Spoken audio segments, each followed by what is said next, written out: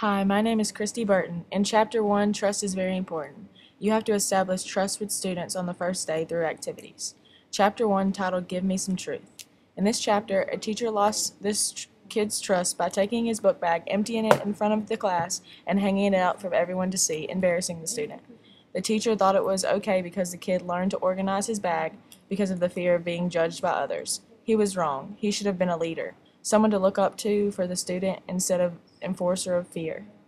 Teachers believe that keeping fear in children is the best way to keep order and teach children.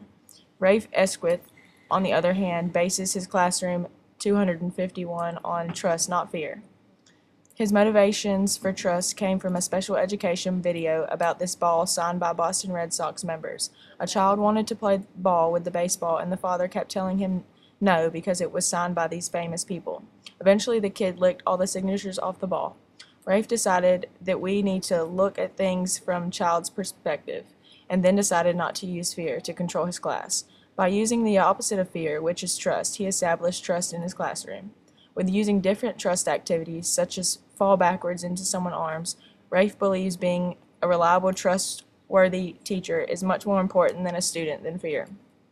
He also believes good behavior should be rewarded, but it should be expected and not always praised about.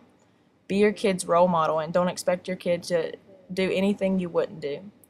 Earn your respect, and by respecting yourself and your job, Rafe says to be the best teacher you can be for your students and learn from your mistakes, because you will make them. Giving the students that trust makes your teaching job a lot more challenging, but the outcome is well worth it. He says build up trust, eliminate fear, and be a role model. This will result in a healthy balance and will motivate the children to live up to that trust. He ends this chapter saying, "Trust me, I am up for the challenge and do trust him." In Chapter 2, Esquith talks about trust as a foundation of learning. He has tried to build a classroom where the students will decide to behave appropriately for the right reasons, not solely on the fact that they will get in trouble. There are 6 key things that can help build up a classroom. Number 1, I don't want to get in trouble. Number 2, I want a reward. Number 3, I want to please somebody. Number 4, I follow the rules. Number 5, I am considerate. And number 6, I have a personal code of behavior and I follow it. These 6 things are the key to building a sturdy foundation for the classroom. In Chapter 14, Mr. Rafe Esquith teaches his readers that teaching is not just showing students what 2 plus 2 is, or to know all the state's capitals, but to apply these things into real life, and to take the learning outside of the classroom. He also emphasizes that you are not only a teacher to the students, but a mentor, and therefore their protection in and out of the classroom, and that the children's needs comes first.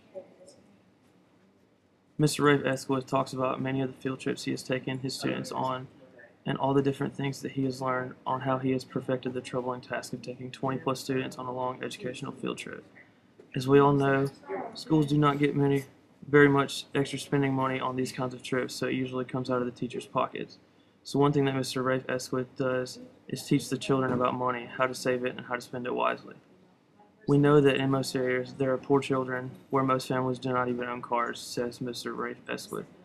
One way he helps this problem is to teach the students something that can be used outside of the classroom, such as the use of public transportation. He often does this for his field trips, but as we all know and have seen, having a number of small children out on public transportation can be very chaotic. So he lets the children choose if they want to be a part of the field trip, and if they do, they have to prove they deserve a spot. He holds a seminar-type class for all students wanting to attend the trip, where he teaches them about the type of transportation they will use, whether it's flying, using subway, or walking. In the second half of the seminar, he does some extra historical learning about where they will be attending.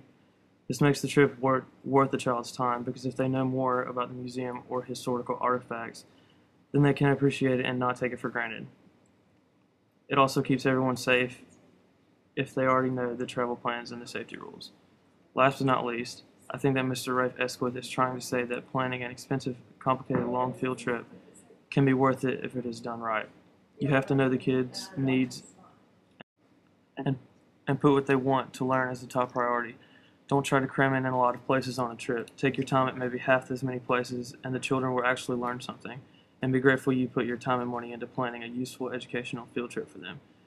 Then the students will take something with them that they can actually apply to real life and find something they will never forget.